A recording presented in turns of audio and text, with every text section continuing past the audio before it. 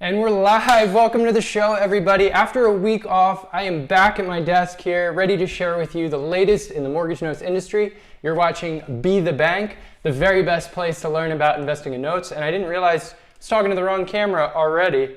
So let's just switch that. I'm a little rusty after taking a week off, but I promise we've got some great content for you today regarding finding your niche in the note business. So this is going to be an awesome show, whether you're finding a niche as a new note investor who hasn't even purchased a note, defining your competitive advantage, or if you're already a note investor and you want to hone in on your purchase preferences, this is the show for you. Before we get started though, I want to thank our latest non-disclosure agreement signers over at FIXnotes.com/buy. We have 22 investors. We did take a week off, so in the last 14 days, we've had 22 new investors sign up at FIXnotes.com/buy. So thank you so much, Luke, Paul, Pavel, Alexandra, Martine, Ian, Vincent, another Ian, Courtney, Kiyoki, Larry, Marquez, Timothy, Terry, Donald, Kenneth, Joanne, Rakesh, Bhavna, Bill, Matthew, and Dennis. Thank you all so much for signing up over at FIXnotes.com/buy for access to our inventory for sale. That's totally 100% free, so go do that if you haven't already. And without further ado, maybe one more bit of ado here while I set my settings here. Let's get right into the show.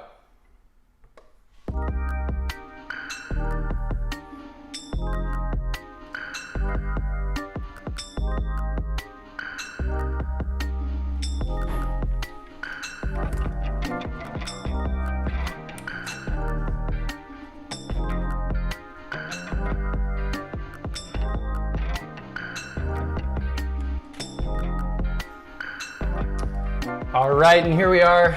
The overview of the industry, of course, is where we start, then tech. This is a laptop and a cell phone business, asset acquisition opportunities, case studies, sales, and workouts, and then, of course, giveaways. This is episode 15 of Be the Bank on September 23rd. So we're going to start off with one more little bit of housekeeping here. I want to thank, well, before that, sorry, I didn't go through the presentation. I was aggregating articles from the industry for you, and we'll get to that in just a moment. But today's episode is about finding your niche. And one of the highlights of the show, I'm going to talk about Ikigai, which is a reason for being. It's a Japanese word that is very useful in finding your calling in life. So I think that can be achieved in the note business, and we're going to find out why as we jump in here. But of course, we got to thank our sponsor, FIXnotes. That's my company. FIXnotes.com/learn is the best place to learn about this business. You can review an entirely free online course there, which has a great amount of content for you all about this business, broken up into a bunch of different modules, which you can learn about just from start to finish how to get into this space. But because you're watching this show, you know that this weekly program is the best way to stay up to date on a weekly basis with the business, and you can learn a lot of that up-to-date content through the industry overview, which always starts with the industry news. And I actually was scrambling here, and that's why we started the show a little bit late, scrambling to aggregate some new articles for you over at FIXnotes.com/news. This is a really great place to go because I actually use an RSS feed to aggregate content from all over the internet, which this little screen share is a week or two old now. But there's brand new articles. I just aggregated them this morning. All about the latest developments in the secondary market as well as the origination space going forward. And Rakesh, yeah, thank you for the comment. Ikigai is a great concept, but we're going to talk much more about that, so stay tuned. Industry news is not complete without market pricing, and we normally drill into this at the beginning of the quarter, so we will have an update for you on the market pricing in Q4 coming very soon. But for now, we're just going to give it a high-level review for our first-time viewers. This little grid you'll see is showing how to price performing and non-performing loans. And we'll just start on the left upper quadrant here, performing senior liens. We price performing loans based on yield because at the end of the day, you're buying cash flow when you buy a performing asset. So senior liens are priced a little bit higher than junior, and you'll see the percentages are lower because as an investor buying a senior reperforming loan, you're going to be earning a little lower of a yield than you would in junior liens. Junior liens, and you know this if you've watched the show, I prefer second position assets. but junior liens offer a higher yield because of more perceived risk. And you can mitigate that risk with proper due diligence, which of course we talk about every week as well. But at the end of the day, these are the high-level pricing guidance for senior and junior liens based on yield, your cash-on-cash return. On the non-performing side, we price based on fair market value or unpaid principal balance. Now, I'm kind of taking broad strokes here just to show you the general concept, but when you buy a first position loan, you're going to always price it as a percentage of the fair market value, because at the end of the day, that's the underlying collateral that's protecting your investment. Of course, you have to keep that unpaid principal balance in mind when you're pricing, and that's normally a min-max type of function if you're running an Excel formula to price, but you can never pay more than the fair market value, because senior liens, more often than junior, resolve through the collateral, resolve through the asset. Whereas with junior liens, we price based on unpaid principal balance, because in negative equity situations in junior liens, you may not have that underlying collateral equity supporting the acquisition. But because junior liens more often than not resolve through the borrower than the property, there's a bit of emotional equity there and some deals that can be done as a percentage of the UPB. So these are, once again, high-level numbers, high-level percentages, looking at the discount on the fair market value and looking at the discount on the unpaid principal balance. So next week we'll talk more about this as I've seen some changes in the last quarter. So Q4 pricing update, we'll talk more then. Now let's talk about a couple of events. There's a lot of events coming up. This first one, oh, I already missed this. Sorry, guys. We talked about that last week. A bunch of speakers. I hope they all had a great time presenting September 18th and 19th. But let's do an event that's coming very soon. This is October 1st to 3rd. This is the Paper Source Seminar. So you'll find links to all of these events in the description below. A bunch of great speakers coming to this one, and you'll probably recognize some of these faces. Fred Moskowitz and Shandor Lau and Joe Dickerson, Nathan Turner. I've done business with a bunch of these clients, but they're all speaking at this Paper Source Seminar, which is another virtual event. So definitely check that in the description below if you're interested in attending. I believe, I think this one might be $100 or so to attend, but there's a couple free events as well, and one of them is this Distressed Note Convention. And you'll see my mug with the long hair over to my left here. You're right. This is October 10th. I'm going to be a speaker at the Distressed Note Convention. This is an event brought to you by this fella over here, Nick Tang. I should have maybe a discount code for the full experience. So he's offering a free for room A. He has like a free membership. You can sign up and you can review all of the content coming out of room A. But there's like more content available that you can pay $100 for. So hopefully I will have a discount link for you that I'll add to the description below once Nick is able to generate that for me. But that's coming up very soon, the 2020 Distressed Note Convention. And that conference has kind of a legacy of several years happening in Newark, New Jersey. But this year, COVID times, were virtual. So definitely tune in for that too. I don't even know what I'm going to be talking about at that. So if you have any comments as to what kind of topic you want me to cover, please leave them in the questions below. Please comment below. Yeah. Here's another event, also 100% free. This is the IMN virtual event happening October 13th. This was the email that Sharda sent me over there with a link, which of course is also in the description below. They did update that with some panels and speakers. A bunch of great stuff happening at that event, and it is free if you are an investor. I believe if you are a service provider or a vendor in this space, there's a small fee. But to join the IMN virtual event, and I did participate not as a speaker but as an attendee in the previous IMN events, they've been doing a great job creating a virtual networking space. So not only are you able to consume all of the content that's provided, but you're also able to meet all of the other attendees. They provide a list of everybody who's showing up along with their company names, and then some forums and other discussion boards where you can really network and meet these other participants. But of course, there's so many ways to connect nowadays. You can look these people up on LinkedIn or Facebook and connect to them directly as well. One more event. Yes, this is the Distressed Mortgage Expo, October 16th and 17th. This one does cost money. It's $299, put together by a couple of industry veterans. There's a lot of content at this event, and I think I have another scroll here showing you some of the speakers. So this is another great event to check out. It is a little bit more on the expensive side. So I will say personally, If you have not went through all of our Be the Bank episodes and reviewed the FIXnotes.com/learn, our entire How to Invest in Mortgage Notes course for free, I probably wouldn't spend $300 unless you really have some experience already and you want to take the next step. So in any case, click on that link in the description below and you can see what the panels are and some of the topics. Maybe something does pique your interest and it would be worthwhile. All right, so I think I have a duplicate slide in here by accident. Oh, no, I don't. All right, so I have an update. This was an update from Scott.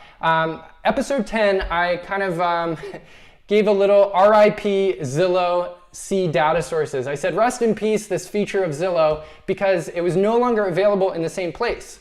But Scott correctly informed me that this link is actually still available. So right under price and tax history, there's this little box called Find Assessor Info on the county website. Previously, actually it made it easier for Zillow. Before you had to go to see more details, scroll all the way to the top of this pop-up, and then click see county details. And I really like that as a link to go directly from a Zillow listing to the county record. And fortunately, it did not disappear. It just moved to a different place, and Scott was able to find that and inform me of that. So definitely recommend, if you're using Zillow to check recently sold comps or listings in the area, that you also click through the county website. It's not always effective. Sometimes the logic that they use to generate the county link does not work, but you can always delete the end of the URL, go to the county record search page, and then search a parcel number, an owner name, or an address to then get your county record detail. And that's going to be very, very important for note investing due diligence.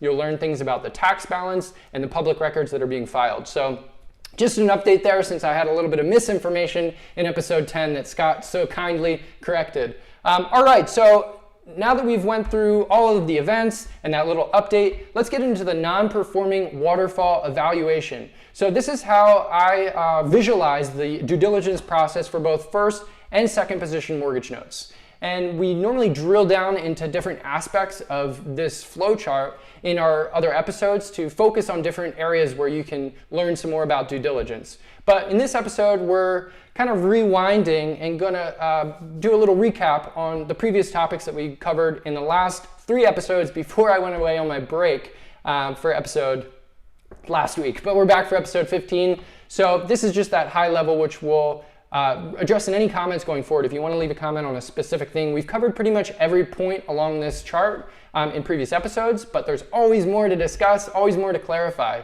So please leave a comment below or in the chat box with any specifics here. But if we take a step back, then we understand that what this is really about is consistent processes, documented procedures, and automated systems. It's so important that you have a consistent process in this business so that when you grow and scale, you're able to just plug into that existing system that you've been refining as you're growing your business. So it's really great to be getting started in this space now when all of this technology is available to us, and there's so many other investors who've already kind of pioneered the way to create these systems and processes.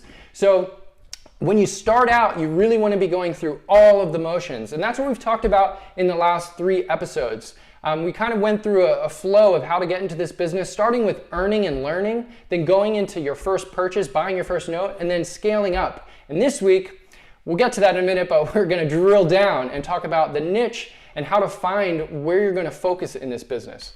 But of course, we went through earn and learn, the grunt work. These were some various ways that, and of course you can go back to episode 12, I believe. Yeah, episode 12 to get all of my insight on these few slides. But the different ways that someone who has never bought a note before can add value as a service provider in this space through acquisitions and due diligence, through marketing and raising capital, and through portfolio management. There's a whole bunch of little activities that you can specialize in as a note investor or a pioneer, like a up-and-coming note investor, to learn the business while adding value to others that are already in the space. Then we went through your first purchase. That was episode 13, the pre-letter of intent requirements checklist, some tips, some tricks, some things that you need to understand before you do make your first bid. You're submitting a letter of intent. Then we went through the entire loan acquisition process. Like I said, go back to episode 13 for all of the in-depth through this chart. And then, of course, once you've made that offer and closed the deal, what is the servicing transfer process? Hey, let's take a look at a woodpecker real quick here. Oh, he flew away. Too bad. And then after we went through your first purchase, we talked about scaling up, and that was the last episode we did before our break, episode 14. We talked about the process, procedures, and systems that are important to get in place before you actually start acquiring assets in bulk. So a lot of content in the last 3 episodes. We talked about the cycle of deal flow. We talked about the cycle of capital raise, which go hand in hand to fund your business and then provide more product to keep that system alive.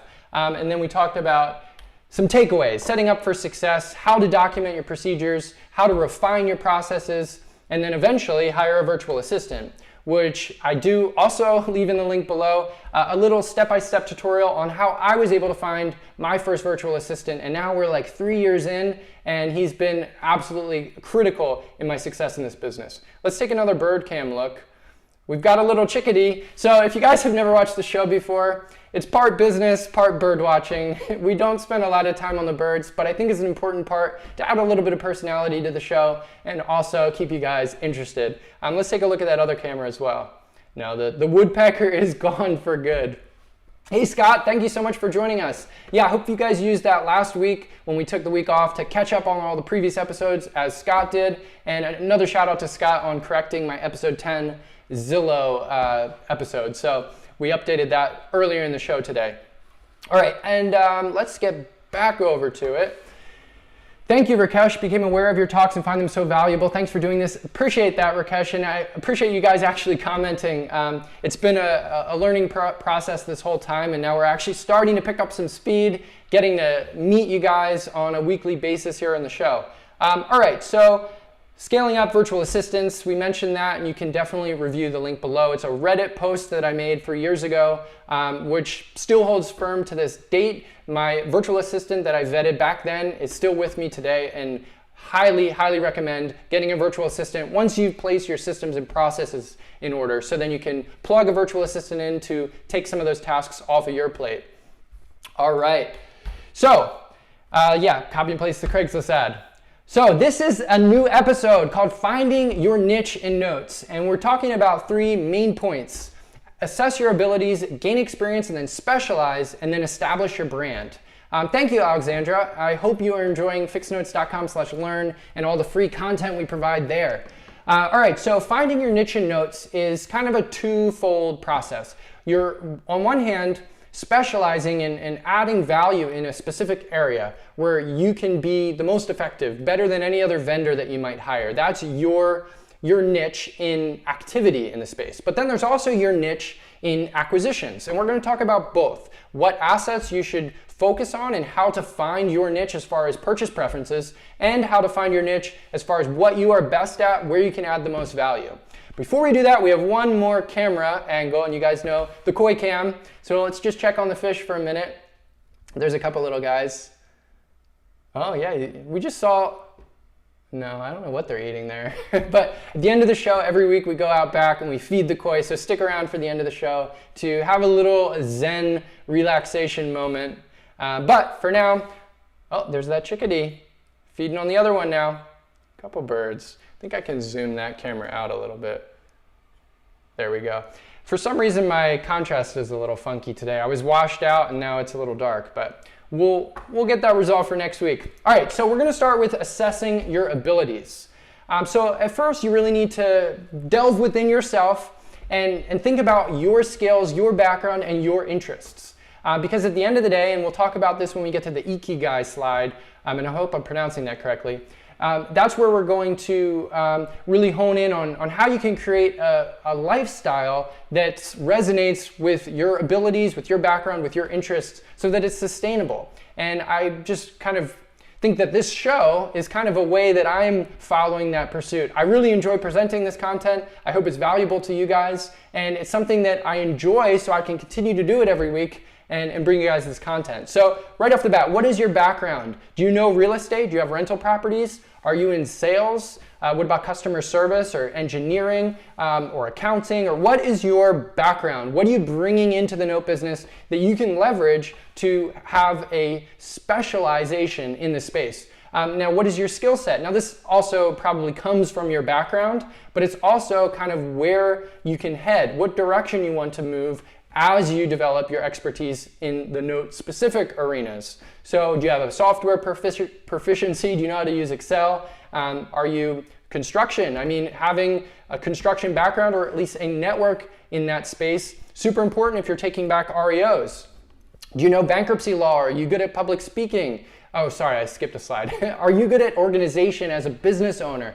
There's so much that you can do as bringing your background into this space based on your skill set that you can then focus on to have the maximum effect. Now, I see a lot of note investors who want to delegate literally everything in this space, but there's absolutely no way to do that profitably. You're going to end up spending all of your money on vendors and the attorneys, the realtors, all of the different service providers without actually adding the value yourself. So I always think in terms, and this is in any business venture, I always think in terms of adding value, what you can do best, and then focus on that so then you're able to plug in all of the other parts where other people are doing their specialized tasks, what they can do best. So after you've searched within yourself and assessed your own abilities and pointed to which direction you're thinking, then it's time to gain experience and really focus on that specialty.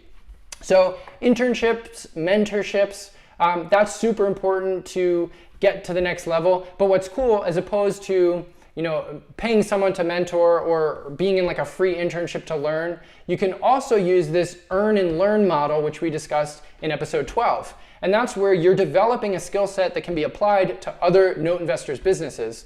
And then from there, you're not only learning the experience from them as to portfolio management or capital raising or acquisitions and due diligence, but you're also developing that specific skill set of yours to then not only apply to other clients, but also to apply to your own business when you're ready to buy a loan. But that's effective whether or not you've bought a loan or not. You can definitely have an experience of increasing your learning curve throughout this process. And that's, I had a call, and we'll talk about this in the giveaways at the end of the session today, but I had a call with Roz this week. She was our free consultation giveaway. And it was really great to connect on some of these points about how to build your services, when I say earn and learn, build the product or service that you're offering to the note space, build it in a methodical way so then it keeps improving and iterating with every new client, with every new asset, with every new deal that you do. And that's what episode 13 was all about. Or actually 14, in scaling up, making sure to document and be very systematic with approaching the development of your business. And then finally, hone in to become the best in one small aspect. I personally tried to do everything. I mean, I run this show all by myself. I do all of the slides by myself and the content. And that's kind of what I enjoy, but it's also sort of irresponsible as far as the best value that I can add. If you're able to specialize on one aspect, for example, presenting this show, if I was able to hire someone and train someone to produce the content, to produce these slides for me, I would be able to be much more prolific in presenting the show and therefore bringing you more value. And you can do the same thing in your business by focusing on one aspect and then delegating the other areas. Let's take a quick break and take a look at this bird. It's that chickadee, man. They're really going at it today. And anything on the other feeder? No. All right, so after you've gained experience and focus on that specialty, then you want to establish your brand. Hey, thank you for the comment, Eric. I do appreciate it, and I love seeing those chat requests, those chat comments as we present here. So establishing your brand, that's really what this show is about for me. That's what producing FIXnotes free content is about, the whole How to Invest in Notes course. It's about establishing my brand through FIXnotes and my personal brand. And really at the end of the day, it's about over-delivering for your clients. And I would say to save your testimonials. And that could be done through like copying and pasting into a Word document or something. Or what I like to do is add a Gmail tag for testimonials. And most of my testimonials will come through email. It's just people saying how awesome I am. I really like the praise, but I'll check that off as a testimonial and then go back to it at some point if I want to publish it somewhere. So once you've begun that process of establishing your brand, then it's about sharing your knowledge and experience online, becoming the go-to person for your niche. And what's cool is you can do this even as a beginner. And it's something interesting that, I don't know if I thought I wrote it down, but there's a really great quote by Chris Rock. He talked about how his car used to break down a lot when he was going to these comedy shows. And if you just stand outside your car waiting for help, the help's not going to come. But as soon as you get out of the car and you start pushing it, that's when people see that you're helping yourself and they want to help you as well. So as a beginner in this space, you can be publishing, sharing your knowledge and experience. It's really about sharing your questions, sharing your track record, sharing what works and what doesn't work as you develop your experience. Just like this show, on episode 1, it was really rough and we've refined a lot of the aspects along the way. Seeing those iterations, seeing that progress being made is it resonates with people. People like to see that you are helping yourself, that you're improving. And even if you're just starting out in this space, you can create some sort of My Note business diary of sorts and just share the progress that you make as you make it, what you're learning. You'll get a bunch of great feedback from more experienced investors. And by the time you've got this long track record, you'll be also established as somewhat of an expert since you've went through all of these experiences and documented it along the way. So I think that that's really cool that you can establish your brand even when you're just starting out. It doesn't matter if you have any experience at all, as long as you're being honest and sharing your experience as you go. And eventually, you can become the person in the space who's the expert. And that's what I'm trying to do with the show, of course. So let's talk about Ikigai. So Ikigai was my slide in the beginning, the title slide, and this is your reason for being. It's a Japanese word that really encapsulates your calling in life. But before we talk about that, we got a new friend. We got the cardinal. This is the first, maybe second time we've seen a cardinal on stream. It's a young little guy. It's funny seeing these cardinals before they develop all the red plumage because they end up having these really silly looking heads when they're still part downy. But that one was almost fully red, so good we caught that on camera.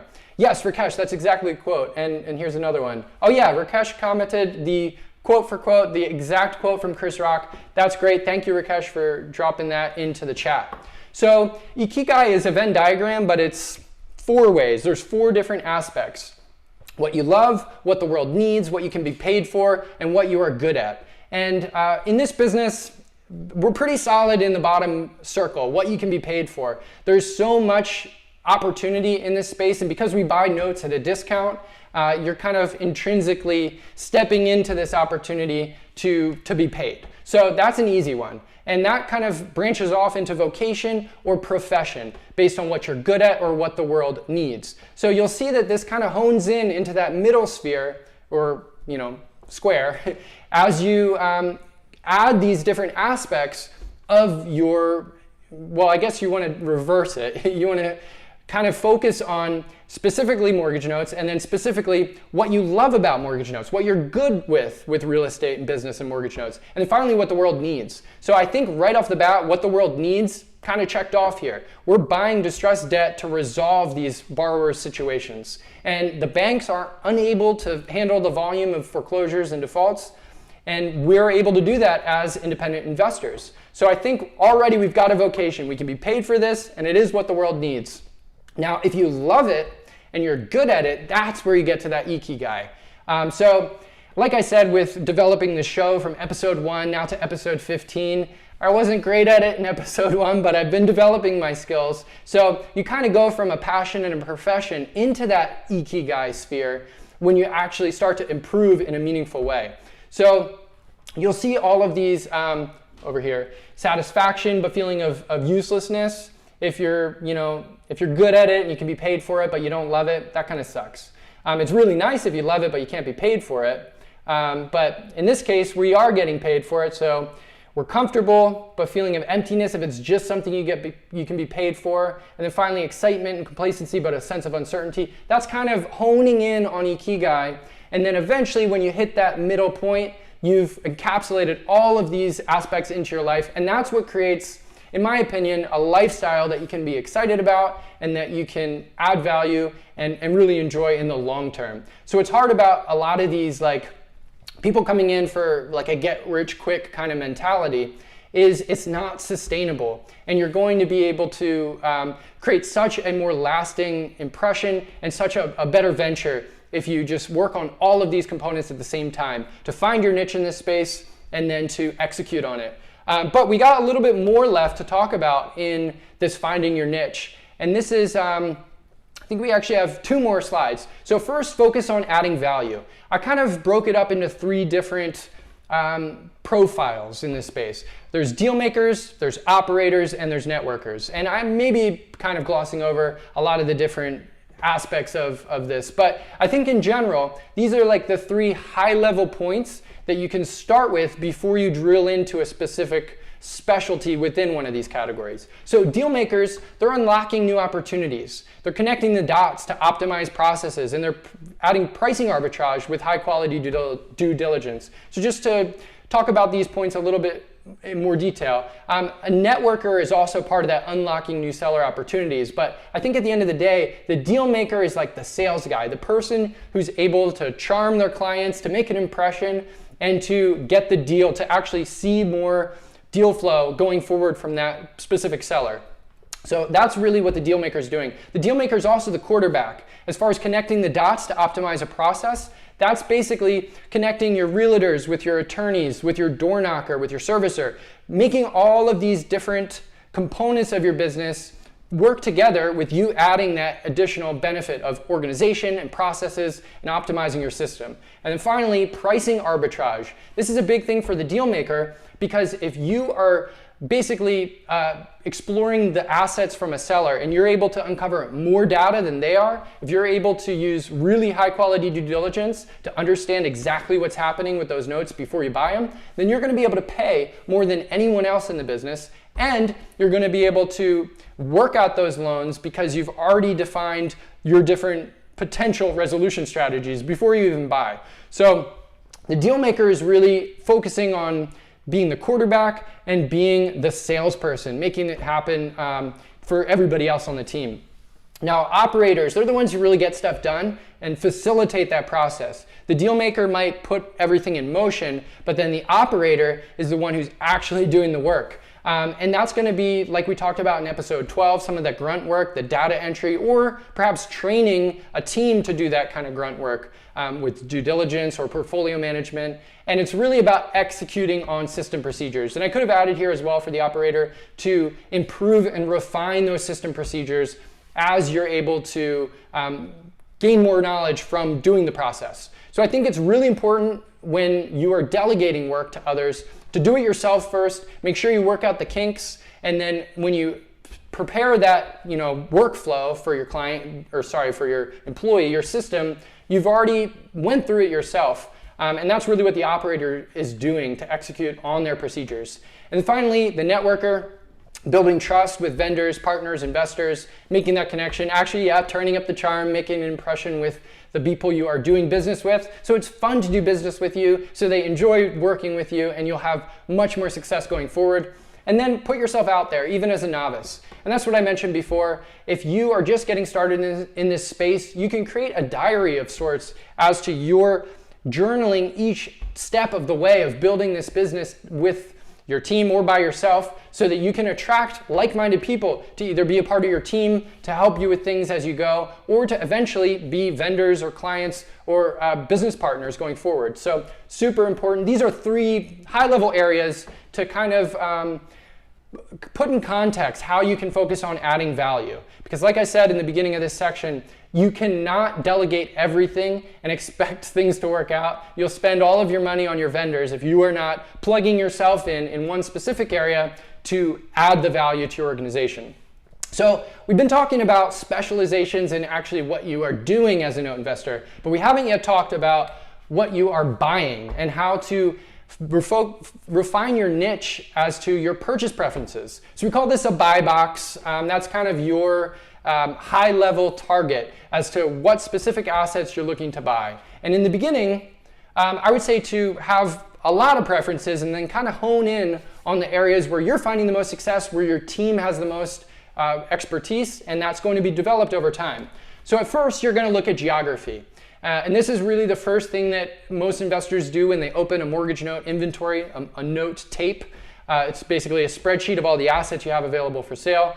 You're going to look at judicial versus non-judicial states. You're going to look at urban areas versus rural areas. And you're going to look at points of interest for a couple reasons. One, points of interest, tourist attractions in certain areas are going to improve the value of certain areas. But also, this is kind of cool, if you are visiting properties in your portfolio, then you're writing off that travel. So if you're buying properties. For example, my wife and I just got back on our week off from Boston. If you're visiting real estate in Boston, you can also kind of make a trip of it. So it's kind of cool because it plays into your lifestyle, doing what you love. And if you love to travel, part of this business could be boots on the ground, taking photos of the assets that are available on the inventory that you're looking at. So right off the bat, judicial versus non-judicial, super important because that's going to be, when you go through that worst case scenario of foreclosure, how much hurdles, how much friction there is in the process to take the deed back to a property. And you'll see over here, it's kind of difficult to see because of the shades of blue, but Hawaii, what's that, Idaho? No, yeah, that's Idaho. And Wisconsin are all de facto judicial foreclosure states. So that means that it has to be a judicial foreclosure. But de jure for judicial foreclosure states, all of these darker blue, it can go through a judicial or a non-judicial process based on the certain aspects of the deal. For example, if the borrower is contesting the foreclosure, it's going to go through a judicial process. Whereas if it's an uncontested foreclosure, then you're able to go through a much faster non-judicial process. Now, in the white states here, the non-judicial foreclosure states, that's a lot quicker of a foreclosure process because you don't have to go to court. It's not the same judicial process. And of course, you need to talk to your attorney in any of these specific states. And that's another thing I would recommend as far as geography is concerned. Build your team in the specific areas where you're doing business. Because that's going to be, when you do get to that worst case scenario of a foreclosure on a property, that's going to be the person you're going to call up, the attorneys you're going to work with to take the next steps. All right, so after the geography, it's about the network. And before we get to that, let's take, oh no, my camera shut off. I'd have to go turn it on. So we'll just check on this feeder. Another little chickadee. We're having pretty good success with the birds today. There's been a lot of activity. We missed the woodpecker though, unfortunately. All right, so network, and I just alluded to this. Relationships with local realtors, with local attorneys, having a servicer or collector experienced in that specific market, a track record in a specific county or specific geography, super important. So when you're interviewing your vendors, see where they're doing the most business. For attorneys, there's one way you can do it that can't be faked, and that's looking in the public records and finding legal counsel that is filing foreclosures in specific markets. Then you can see who's actually doing deals in the area, what attorneys are making the most foreclosure actions. With servicers and collectors, you're going to want to talk to them about their licenses in different states and specifically where you're going to buy your loans, that they have some experience in those areas. So that's your network, very important, and maybe more important than geography in a way, because if you have a really good team, the boots on the ground in a certain market, even if it's across the country, you can have a lot of success there as the deal maker, quarterbacking these opportunities. One little tip for you for finding local realtors, for the most part, once you own a loan, you're able to get drive-by comparative market analysis or broker price opinions for free from most realtors. The call is pretty simple. You call up, you look on Zillow, you see who's listing comparable homes in that market. You call up that realtor and you tell them, hey, I'm a lender. We've got a non-performing loan in your market. We're from across the country. We don't have anybody in the area. We'd really like to use you as a realtor, but there's no listing yet, but it is potentially a listing because it looks like we're going to have to go through the foreclosure or short sale process. So would you be able to drive by, take a couple photos, email me what you think of the property, and in exchange, as soon as the listing hits my desk, it's yours. So that's a really great way to have realtors on your team for free. Of course, you have to follow through and you have to work with those realtors when the time comes, but it can be super useful to building a team in a market you've never had any experience in. All right, so after geography and network, the next piece is availability. And this is kind of going the opposite of the niche. This is expanding your preferences so then you can hone in on different asset classes that maybe are less desirable. And what I mean by that is if you're only buying non-performing second liens behind performing first liens with equity, like the cream of the crop junior position loans, you're going to have a lot of competition. You're not going to see a lot of deals that are priced where you want them to be priced because that's what everyone in junior liens focuses on and pays the most for. So by expanding your preferences, by analyzing different subsets of first position loans and second loans, perhaps underwater or non-performing senior liens, you're going to be able to pay much less, build your experience, because you're going to have deals that, here's the idea. If you bought a premium loan, a high equity junior lien behind a performing senior, and then something goes wrong, let's say the senior stops paying, or your fair market value of the home was overestimated and there actually isn't any equity, you're going to end up paying a lot more for that loan and then being in that lesser quality asset reality. So by buying the loans for less that are already in those lesser quality scenarios, you're able to learn what needs to be done in those situations if your high quality loans end up in those buckets as well. So super important to expand your preferences, because as you scale this business, sellers are going to expect you to buy more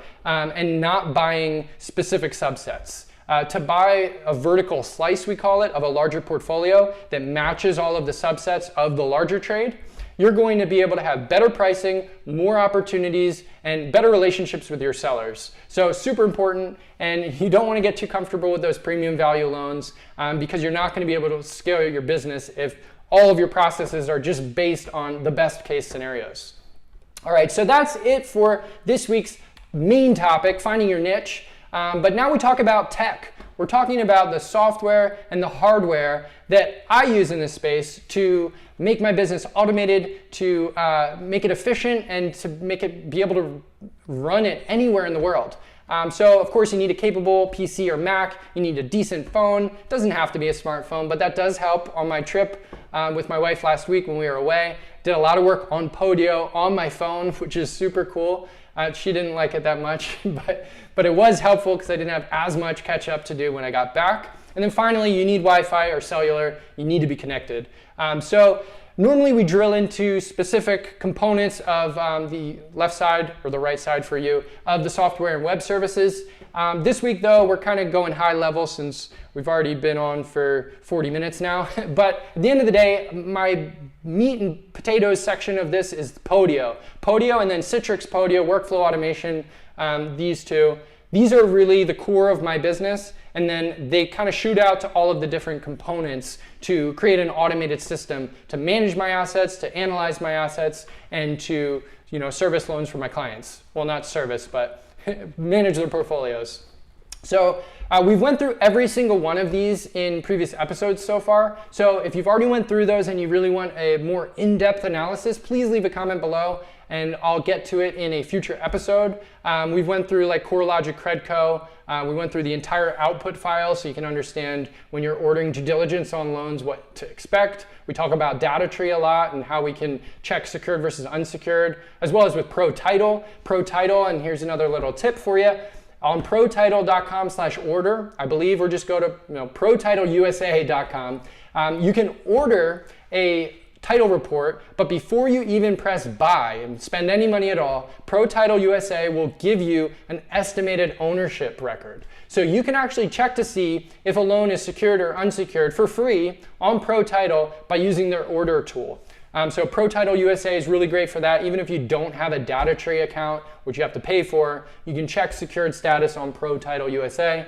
So many great things in this slide that we'll talk about in future episodes. Please leave a comment if you want to drill down next time. All right, so let's talk about the most important part of the show. Oh no, that's not it. Case studies is what I was gonna say. We're talking assets for sale. I'm gonna kind of gloss through this because we've had an inventory of notes out for over a month now, and we've closed most of the deals that we've been able to so far, but we will have some more product hopefully before the end of the month, so you'll be able to review some additional first and second liens for sale. But just to give you a quick overview of the process, you click Buy Notes on FIXnotes.com, you click Sign NDA for access, you'll go through this short form. It's going to ask you a lot of questions like your address and your phone number and your business. That's important because what we're doing is generating a non-disclosure agreement, which will give us the ability to send you confidential borrower information. So make sure you fill all of that information out so then we're able to send you all of the data with an effective non-disclosure agreement. Once you complete that form, you'll get 2 emails, one with your login details so you can see the entire How to Invest in Mortgage Notes online course at FIXnotes.com/learn. And then you'll also be sent the non-disclosure agreement to sign. You click through that, you sign it via right signature, and then you'll get the executed document and a little confirmation that you've went from just having access to our course to having access to our course and the inventory for sale. So now if you click my account, you'll see course plus inventory access, and then you'll be given this page. Now, next time you click on buy notes, instead of seeing the signed NDA for access, you'll see a short video from me with some instructions. You'll see the letter of intent template as far as emails, and then all of the unmasked data. So that is all of the confidential information, the borrower addresses, names, the things you need to analyze the assets for sale. So, case studies, finally. We've went through assets for sale, and I would encourage you to go over to FIXnotes.com/buy. Even if you're not ready to buy right away, I would highly recommend going through that exercise to learn what a data tape looks like, how to analyze loans at a high level, and to really get comfortable with it so when you're ready to make an offer, you already know how that whole beginning process goes. All right, so we got 2 case studies for you today. One is a non-performing first lien secured by a single family residential home. That's NPL first, secured by an SFR. And this was a full payoff. So I wanted to talk about this deal because it was pretty much the easiest possible first lien payoff. And if you can understand this, then you can start to see these types of opportunities on the data tapes that you'll review going forward. So the reason it was such a straightforward deal was because it was a huge amount of equity, $123,000 fair market value, no delinquent taxes, so we knew the borrower was interested in retaining the home. And then that leaves $123,000 of equity. And that's securing our $5,000 UPB. So it's pretty easy to see why this one paid off in a full payoff, because it was the tiny little first lien secured by a pretty valuable home as relatively, and that was able to settle very shortly after acquisition. So it's owner occupied. That's a big check right off the bat. If you have an owner occupied home, even if it's underwater, even if it's a negative equity situation, you're going to see much more success when the homeowner is living in the property, as opposed to being disconnected from the property if it's like a rental, or worse yet, if it's a vacant home. You're not going to see as much success because that borrower is already sort of relayed to you through the information you gather that they don't really see much interest in the home. So this loan is really worth close to par value, and par value is the balance, is the entire unpaid principal balance, around $5,000. And the reason being is it's only a matter of time before a loan like this will pay off. So we received a borrower third-party authorization from a title company shortly after acquisition, requesting a payoff quote to settle the debt. And just to highlight real quickly what a borrower third-party authorization is, in many cases, as a second lien investor, you are the one with the borrower authorization so that you can talk to the senior lien holder. In this case, though, a title company came to us and they were being authorized with the borrower to communicate about the loan to the lender, which is us. So they requested a payoff quote to settle the debt. And due to the substantial amount of equity, there was really no need for negotiation, no collection efforts necessary. It was super straightforward just to have a full payoff on this loan at settlement with the title company. So the title company really did all the legwork to close this deal. And that was where it ended up, receiving a full payoff through the title company. Fees and late charges. Great question, Rakesh. So we did not accumulate any fees or late charges on this asset because it was a charged off loan that had just came off the bank's balance sheet. Now, this is a really important thing, and I'm glad you brought that up, because if you are buying charged off loans that have been charged off by the bank, which means basically in accounting terms saying that it's being set aside, they're not going to pursue collection efforts on it anymore. They're not even going to spend the money mailing out mortgage statements anymore. And that is the key, because if they're not receiving mortgage statements, you cannot continue to accrue interest and arrears. So the only way that a charge-off loan can then begin to accrue interest and arrears again is if you actively service the loan. You're sending monthly statements and you're giving a borrower that transparency as to the increasing balance every month. And that's super important as a non-performing note investor to do, not only because you're increasing your payoff balance of your loans, but you're also giving the borrower a touch every single month with your mortgage statements. So in this case, the arrears were a non-issue. We've settled for the principal balance since it was very shortly after acquisition. And as far as the non-performing loan purchase cost, what we paid for this loan, it was in a large portfolio, so I would say this one was probably only $1,000 or $2,000, less than 50% or close to 50% of the balance owed. But it's hard to quantify that as a one-off, as we're talking about now, and that's why I said it's worth close to par value as a one-off. But as a larger portfolio component, you can get pricing that's closer to 50% or so of the principal balance. So assets with this much equity are often resolved in what we refer to as a layup payoff. And as a portfolio manager, I don't make as much on assets like these. I actually make less than 10% of the net proceeds because I have a compensation agreement with my clients that creates a win-win. So at the end of the day, if my client sees a deal like this that's a layup, it's super easy to close, it's gonna be resolved no matter what, and they wanted to not pay me my fee for that because I'm not really doing that much work on the deal, then they would have to build a whole nother set of processes in order to facilitate that deal on their own. But because in my compensation agreement, I create a win-win situation for my clients, I get paid to resolve deals like this so that it's part of the same process as far as getting the satisfaction in place, communicating with the title company, making sure they have the wiring instructions correct. I mean, it's not a lot of work for me. It's less than an hour of work to facilitate a deal like this that's already pretty much cut and dried. But by having a lower fee for my clients, they do not pool these assets from me. They're able to allow me to work out deals like this, along with the more difficult assets that we're resolving in the same workflow, just a little bit less of a cost to them at the end of the day. So that was 100% of the UPB, great return. Yeah, we more than doubled our money on it, and it was very quick, so our internal rate of return is super high. All right, so let's talk about another deal. Now this is a new thing for today's show, a portfolio sale. So we've always talked about specific assets as far as one-off case studies are concerned, but today I'm gonna be talking about an aggregated portfolio of 21 loans. So these were all unsecured loans, which is a whole different asset class, a whole different niche, and we've talked about this in the due diligence workflow slide. In the very beginning of your workflow, when you're reviewing a loan for sale, it's either secured or it's unsecured. And a lot of investors, if it's unsecured, it's kicked out of the population. They don't want it, it's not interesting to them because they're looking for real estate secured, having that collateral backing your investment.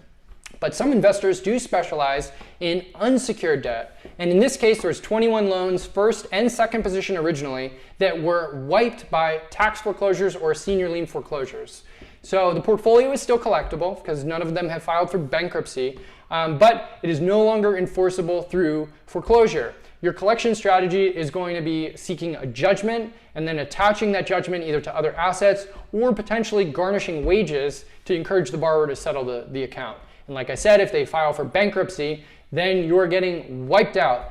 So that is the risk, and that's why the pricing is much lower. Typically, unsecured loans trade for 1% or less of the unpaid principal balance. But in this case, it was a cherry-picked list of assets. They reviewed a larger portfolio and then whittled it down to this $1.3 million subset, these 21 loans, and they determined that these had a higher likelihood of collections. So they were able to price it a lot higher, probably, and I didn't really get into it with the investor, but probably because they reviewed the borrower's other assets. So by checking sources like DataTree for a property owner name and then seeing the other real estate assets that that borrower owns, even if the debt is unsecured, it could potentially almost become secured through the attachment of the judgment to another asset. Or same with the garnishment of wages.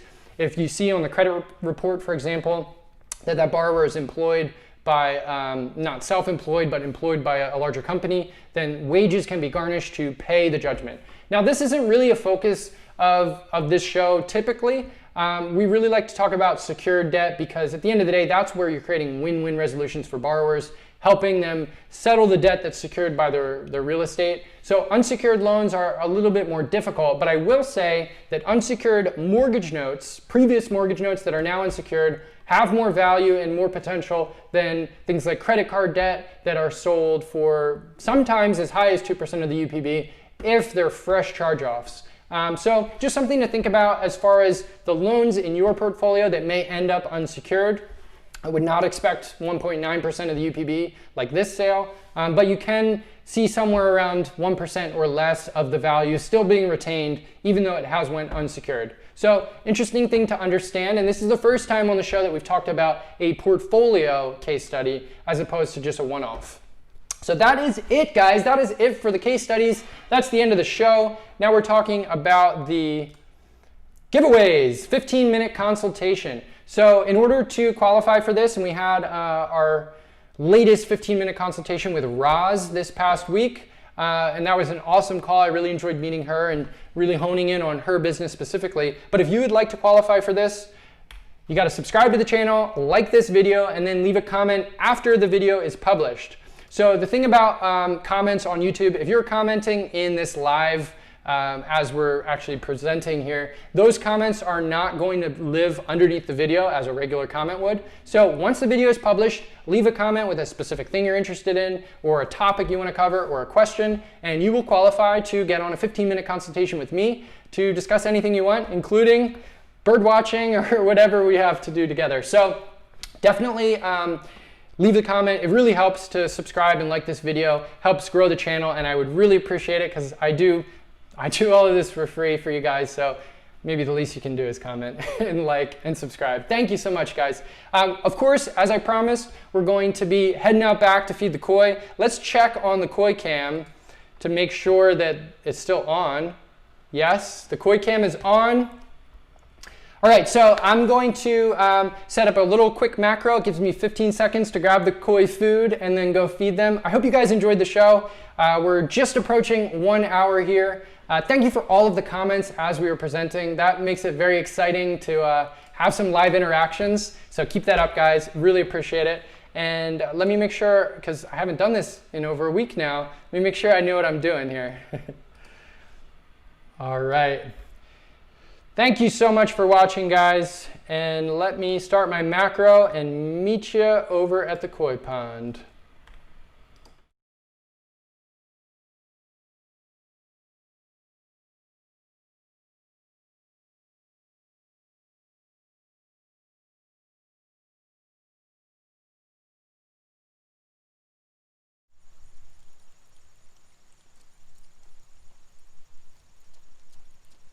All right, everybody, I hope you can hear me and see me. I mean, hear me, see the koi. Let's give them some food. Come on, guys. Come on, guys.